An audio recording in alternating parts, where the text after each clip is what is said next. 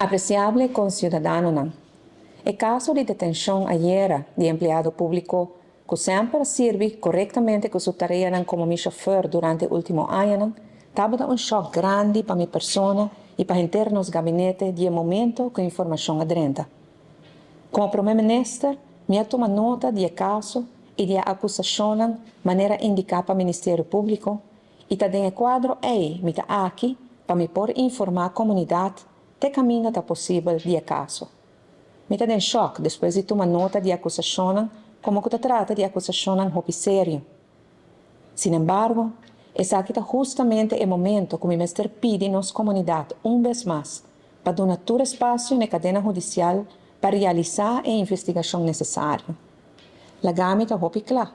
A mí fuertemente está condenar cualquier crimen, especialmente en el caso aquí camina según el Ministerio Público, posiblemente tiene delito sexual envolvido.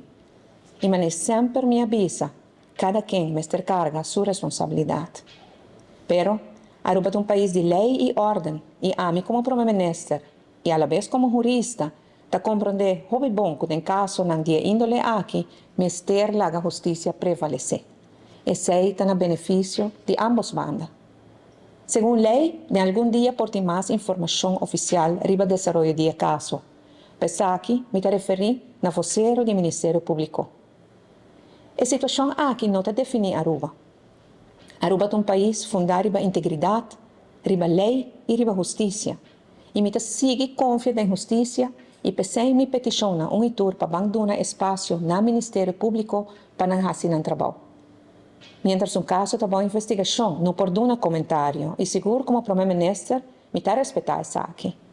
En el día en que también, lo me sigue cumplir con mi responsabilidad para asegurar una transición de gobierno responsable y estable. Ese aquí está mi compromiso como, ese aquí está mi prioridad y ese aquí está lo que me lo vaya a hacer.